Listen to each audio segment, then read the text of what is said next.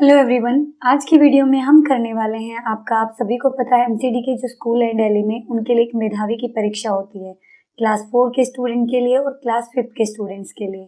तो इस परीक्षा की तैयारी किस तरीके से करनी है, कितने मार्क्स का पेपर आता है और कैसा पेपर आता है, इन सब के बारे में आज हम डिस्कस करने वाले हैं और थोड़ा सा पार्ट पेपर का सॉल्व भी करने वाले हैं। तो ये पार्ट 1 है, इसका जल्द ही आपको पार्ट 2 भी देखने को मिलेगा। तो चलिए स्टार्ट करते हैं। सबसे पहले ध्यान देने की बात है, ये पेपर 2 आवर्स का होता है, यानी कि 2 घंटे का होता है और 120 मार्क्स का होता है और इसमें केवल 60 क्वेश्चन होते हैं। केवल 60 क्वेश्चन होते हैं इसमें और एक क्वेश्चन 2 मार्क्स का होता है। अब क्वेश्चन कौन कौन से पार्ट के होते हैं तो देखिए, सबसे पहले होता है इसमें सामान्य जागरूकता, यानी कि जो जीके का पोर्शन होता है आपका, करंट अफेयर्स भी होता है इसमें, सारा बहुत ही आसान क्वेश्चन होते हैं। तो अब आगे आप देखेंगे क्वेश्चन भी समझ जाएंगे। उसके बाद है तार्किक योग्यता, यानी कि रीजनिंग एबिलिटी का भी आपका 10 क्वेश्चन देखने को मिलेंगे 20 मार्क्स के। उसके बाद है मात्रात्मक योग्यता, यानी कि मार्क्स से रिलेटेड जो भी क्वेश्चन होंगे वो इस पार्ट में आ जाएंगे। फिर आपकी जो भी लैंग्वेज है, हिंदी आपने चूज की है तो हिंदी के, और अगर उर्दू चूज की है तो उर्दू के, वहाँ पे आपको इसके 5 क्वेश्चन देखने को मिलेंगे और ऐसे ही इंग्लिश के भी आपको 5 क्वेश्चन देखने को मिलेंगे। बाकी आपके जो एसएसटी और ईवीएस बच गया, इन दोनों का मिला के 20 क्वेश्चन आते हैं, 40 मार्क्स के टोटल होता है। तो चलिए स्टार्ट करते हैं आपका कि किस तरीके से ये सारी बातें जब आप पेपर देने जाएंगे तब समझाऊंगी मैं। अभी सिलेबस देखते हैं, पेपर देखते हैं कैसे आता है। ये एक इसका सैंपल पेपर है। तो सबसे पहला क्वेश्चन है, भारत के प्रधानमंत्री कौन है। देखो, सामान्य जागरूकता यानी कि जीके से रिलेटेड क्वेश्चन है, करंट अफेयर से related. Who is the prime minister of India. तो आप इसका जल्दी से आंसर बताइए मुझे। Option A Shrimati Pratibha Patil, B Shri Pranab Mukherjee, C Shrimati Droupadi Murmu और डी श्री नरेंद्र मोदी। तो आंसर क्या है, सभी को पता है, श्री नरेंद्र मोदी। आपसे राष्ट्रपति जी भी पूछे जा सकते हैं, आप मुझे कमेंट करके बताएंगे इस समय भारत के राष्ट्रपति कौन है, प्रेसिडेंट कौन है। ओके, नाउ नेक्स्ट वन, ₹50 के नोट पर कौन सा स्मारक बना है। तो 50 रुपीज का जो नोट है उस पे कौन सा मॉन्यूमेंट है, तो आपको बताना कौन सा मॉन्यूमेंट है। तो सबसे पहले ऑप्शन है लाल किला, बी सांची स्तूप, सी है रानी का वाव, डी है हम्पी। तो ऑप्शन, सबसे पहले अपने मम्मी पापा से आप 50 रुपीज का नोट मांगिए और उस पर देखना कौन सा है। तो ऐसे ही 20 रुपीज का, ऐसे ही 100 रुपीज का, आप सब पे देखिए कौन कौन से पिक्चर हैं। ठीक है, ये मैं यहाँ पे बता देती हूँ। 50 रुपए के नोट पे है हम्पी का। ठीक है, आपने सब नोट पे देखना है कौन से पे लाल किला है, किस पे सांची स्तूप है, किस पे रानी का वाव है। काफी इंपॉर्टेंट क्वेश्चन है। ठीक है, नेक्स्ट में देखिए, पिक्चर देखिए, ये कहीं के नृत्य के है, यानी कि डांस फॉर्म है। ये कहाँ का है, ये है तो कश्मीर का, लेकिन कौन सा है। तो बच्चे ये कौन सा है आप देख के बताइए। अब मैं देखे आपको बताती हूँ। कथकली, कथकली केरल में है। कथकली कहाँ पे है, केरल में। और रऊफ जो है ये है कश्मीर में, तो इसका आंसर यही होगा। भंगड़ा पंजाब का है और कथक कहाँ का है, यूपी का है। ठीक है, आप इनको याद रखेंगे। इनकी पिक्चर्स मैं आपको अगली वीडियो कभी बनाऊंगी डांस से रिलेटेड, तो उसमें सबकी पिक्चर्स आपको दिखाऊंगी। Next one, when is the national unity day celebrated. राष्ट्रीय एकता दिवस कब सेलिब्रेट किया जाता है, यूनिटी डे। ये सेलिब्रेट किया जाता है 31 अक्टूबर को। 31 अक्टूबर को सरदार वल्लभ भाई पटेल जो हैं उनकी जयंती होती है और उसी दिन ये राष्ट्रीय एकता दिवस मनाया जाता है। उन्होंने भारत के विभिन्न राज्यों और रियासतों को जोड़कर एकता के सूत्र में बांधा था। तब से ये राष्ट्रीय एकता दिवस जो है उनके जन्मदिन के उपलक्ष्य में घोषित किया गया है 31 अक्टूबर को मनाया जाना।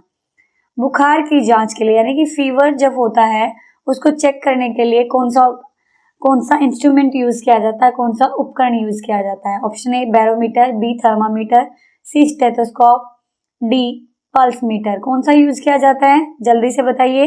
Thermometer, very good. ये छोटे छोटे क्वेश्चन है, आपको फर्स्ट सेकंड क्लास में ही समझाना शुरू कर देते हैं टीचर्स। आप डॉक्टर के पास जाते हैं तब भी देखते हैं, तो अपने ऑब्जर्वेशन अच्छी रखा करो ताकि आपका क्वेश्चन गलत ना हो। नेक्स्ट है, आपको डैश पर साइकिल चलानी चाहिए। इसका आंसर मैं बिल्कुल नहीं बताऊंगी, इतना आसान है, आप बताएंगे मुझे कमेंट करके। ठीक है, क्या यूज करना चाहिए हमें साइकिल को राइड करने के लिए, footpath, side road, cycle track और जेब्रा क्रॉसिंग। आप बताएंगे मुझे कमेंट करके, फिर मैं बताऊंगी आपने ठीक बताया कि नहीं। नेक्स्ट वन है, चित्र में दिखाए गए आसन का क्या नाम है। क्या नाम है इस आसन का, जल्दी से बताइए, आपके स्कूल में करवाते होंगे टीचर्स या फिर आप फोन में भी देखते हैं अपने। Very good. धनुरासन, अगर आपको अच्छे से आता है तो बहुत अच्छी बात है, नहीं आता है तो कोई बात नहीं, चेक कर लेना इसको। भारत में सबसे बड़ा पुरस्कार कौन सा है, सबसे बड़ा अवार्ड कौन सा, बिगेस्ट अवार्ड कौन सा है, तो ये है भारत रत्न अवार्ड। ठीक है, भारत रत्न अवार्ड जो है, भारत रत्न पुरस्कार भारत का सबसे बड़ा पुरस्कार है। इनमें से भारत का पड़ोसी देश नहीं है। अब पेपर में बच्चे एक बात ध्यान जरूर रखनी है, इस नहीं को जरूर पढ़ना है। कई बार हम जल्दी से देखते हैं भारत का पड़ोसी देश और हमने आंसर देखा नेपाल लगा दिया, ऐसे हमसे गलती हो जाती है। तो इस तरीके से आपने नहीं करना है। इसका आंसर कौन सा है, जापान। Very good. ठीक है, इस तरीके से आपने सॉल्व करना है। इस भारतीय जिम्नास्ट का नाम बताइए। कौन है ये जिम्नास्ट, ये है दीपा कर्माकर, ये है दीपा कर्माकर। अब हमें इनकी पिक्चर्स कैसे याद होंगी, आप देखा करो या तो न्यूज़पेपर या फिर टीवी में न्यूज जो आती हैं उनको जरूर देखा करो। जब आप उनको देखोगे तो वहां से आपको इनकी पिक्चर जो है आइडेंटिफाई हो जाएंगी कि नहीं। बहुत सारे जो न्यूज आते हैं उनमें सब दिखाया जाता है किसने यहाँ पे ये अवार्ड जीता, यहाँ पे इन्होंने ये गेम जीता, ये सारी पिक्चर्स वहां पे आपको देखने को मिल सकती हैं। तो 10 क्वेश्चन आते हैं। अब अगला आ गया पोर्शन रीजनिंग एबिलिटी का। रीजनिंग एबिलिटी में क्या होता है, आपके मतलब मेंटल एबिलिटी चेक की जाती है कि आप कितना अपनी रीजनिंग यूज करते हैं। तो चलिए देखते हैं। एक फोटो होती है, उसमें एक व्यक्ति की ओर इशारा करते हुए संध्या, एक लड़की का नाम है संध्या, वो एक फोटो देख रही है, उसकी ओर इशारा करते हुए कहती है वो मेरी बहन, यानी कि उसकी जो सिस्टर है। यहाँ पे संध्या है, संध्या की बहन यानी कि संध्या की सिस्टर जो है उसके भाई, यानी कि इसका भाई, इसका ब्रदर, तो इसका भी भाई हुआ। जब ये इसकी बहन है तो इसका भी ब्रदर हुआ। उसके भाई के पिता का इकलौता पुत्र है। अब देखो इन्होंने क्या कहा कि ये जो संध्या है इसकी बहन का भाई इसके पिता का, भाई के पिता का इकलौता पुत्र है, भाई के पिता का इकलौता पुत्र है, यानी कि इनका भी पिता हुआ। जब इसके भाई का वो पिता है तो इनका भी पिता हुआ। बिल्कुल ठीक। तो क्वेश्चन क्या पूछा है, वह व्यक्ति संध्या से किस प्रकार संबंधित है, तो किस प्रकार से संबंधित है वो, पिता। अगला देखिए, नीचे दी गई श्रृंखला यानी कि सीरीज जो दी गई है इसमें मिसिंग नंबर हमें बताना है। AIC, अब ध्यान से देखो, इन दोनों के बीच एक का गैप है, किसका, B का। ठीक है, अब यहाँ पे C के बाद क्या आता है, D को छोड़ दिया इन्होंने, E को लिया, यहाँ पे एक का गैप हो गया है, ध्यान रखेंगे इस चीज का।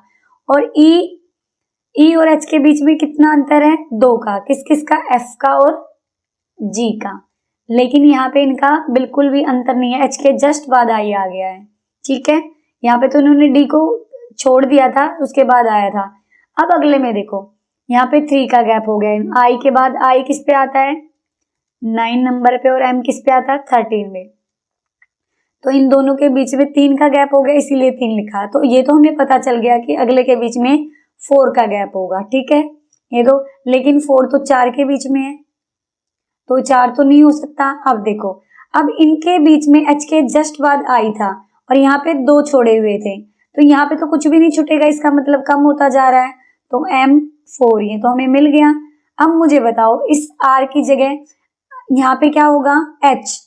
ठीक है, इनके बीच यहाँ 3 का अंतर था और इनके बीच कितने का आना चाहिए, 4 का अंतर आना चाहिए। तो M कितने पे है, 13 का, 13 पे है, तो इनके बीच में कितने का अंतर आना चाहिए, पूरे 4 का। तो 4 छोड़ने पड़ेंगे हमें। M के बाद N O P Q, इन चारों को छोड़ के हमें उसके बाद लिखना पड़ेगा R।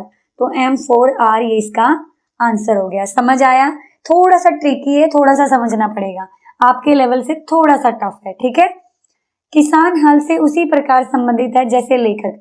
देखो हल क्या होता है बच्चे, इससे किसान जो है जोतता है, यानी कि फसल बोने से पहले मिट्टी को भुरभुरा किया जाता है, जोतता है। तो लेखक क्या यूज करता है, ये तो अपनी मिट्टी को ठीक करने के लिए क्या यूज करता है, हल का यूज करता है। तो लेखक किसका यूज करेगा, पेन का यूज करेगा। ठीक है, अब आगे देखो, अब देखो एक डिजिट दी गई है हमें, पूरी संख्या दी गई है, ये नंबर दिया गया हमें 73, लिख लेते हैं 7345। आगे इन्होंने क्या कहा, मूल संख्या। मूल संख्या क्या होती है, जो हमें दी हुई है, ओरिजिनल नंबर। ओरिजिनल नंबर यही है कि इसके इन स्थानों को आपस में बदल देंगे, 10th और जो 100 प्लेस है इनको आपस में चेंज कर देंगे। तो करें चेंज, 7 तो 100 प्लेस पे 3 था तो क्या आ जाएगा 10 का 4 आ जाएगा, यहाँ पे आ गया 3 और यहाँ पे आ गया 5, 5 5 10, 4 and 3 7, 7 में 1 कैरी वाला 8, 4 and 3 7 and 7 7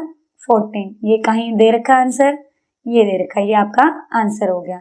अब अगला देखो, अब यहाँ पे की हुई है कोडिंग, अजय को बोला गया BKBZ। देखो इस तरीके की कोडिंग आपको सीखनी पड़ेगी। अब सबसे पहले लिखो अजय, इस तरीके के क्वेश्चन सोल्व कैसे करने हैं। अजय को क्या कहा, A को B में बदला, J को किस में, K में, A को B में, Y को Z में।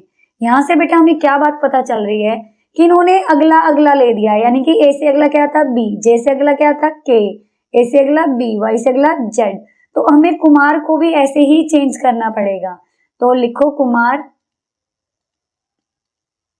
लिख लिया, यहाँ लिखती हूँ थोड़ा ताकि आपको अच्छे से क्लियर हो जाए। अब देखो K का क्या आ जाएगा L, U का V, M से अगला क्या होता N, A का B, R का S। अब देखो कहाँ पे आंसर, जल्दबाजी नहीं करनी। आप देखो ये बिल्कुल सेम है, बस R का डिफरेंस है, तो हमें पूरा ध्यान देना है। तो इसका आंसर हो गया C ऑप्शन। एक रस्सी है, एक रोप है, उसको 3 पीसेस में काटना। चलो ये रस्सी है, इन्होंने कहा कितने टुकड़े काटने पड़ेंगे, कितने टुकड़े करने के लिए, सॉरी 3 टुकड़े करने हैं तो कितनी बार काटना पड़ेगा। अब देखो अगर मैं इसको एक बार काटती तो कितने टुकड़े हो गए, 2 टुकड़े हो गए। अगर एक बार और काट दिया तो कितने हो गए, 3 हो गए। एक टुकड़ा, 2 टुकड़े, 3 टुकड़े, तो मैंने काटा तो 2 ही बार ना, तो आंसर क्या होगा 2 टाइम्स। गलती से 3 मत कर देना, वहां पे आप मिस्टेक कर सकते हैं, ठीक है। ये थोड़े ध्यान से करने के क्वेश्चन है। आगे कौन सा फिगर आएगा, तो देखिए कौन सा फिगर आएगा। देखो मैं बायलिंगुअल करा रही हूँ, एक लैंग्वेज में नहीं कर रही हूँ, दोनों को यूज कर रही हूँ, ठीक है। अब देखो पहले यहाँ था, फिर यहाँ हुआ, फिर यहाँ हुआ, तो नेक्स्ट में यही फॉलो होगा, इसी तरीके से पैटर्न बन रहा है हमारा। तो इससे अगला कौन सा हो जाएगा, ये वाला हो जाएगा, ठीक है। अब उससे अगला हम देखेंगे बेटा, 18 नंबर पे क्वेश्चन है। इस तरीके से था ये, इसको उल्टा कर दिया गया, अब इसको भी उल्टा करना पड़ेगा। तो इसको उल्टा करेंगे तो कौन सा आएगा, आप बताओ जल्दी से मुझे। ग वाला आ जाएगा, इसको उल्टा करेंगे तो सेम बना के देख लेंगे, बिल्कुल इस तरीके से यही वाली आ रही है, तो ये हमारा आंसर हो गया। अब नेक्स्ट पे देखो, इस तरीके के क्वेश्चन आपको सॉल्व करने के लिए थोड़ा सा अपना माइंड वो रखना है। देखो जितने गोलों में आ रही है वो चीज, तो उतने ही गोलों में वो कर रहा। देखो यहाँ पे क्या कहा कि एक पिक्चर दी गई है, इसमें ABCDEFG सबके नाम दिए गए हैं, कौन सा ऐसा जो तीनों खेल खेलता। देखो अगर किसी का नाम अब इन्होंने दिया हुआ है, क्या दिया हुआ है इसको ध्यान से देखना। इन्होंने 3 गोले दे दिए, तीनों गोलों को नाम दे दिया है कि ये गोला किस चीज का और ये गोला किस चीज का। ये गोला इन्होंने फुटबॉल के लिए दिया, ये क्रिकेट के लिए दिया और ये बैडमिंटन के लिए।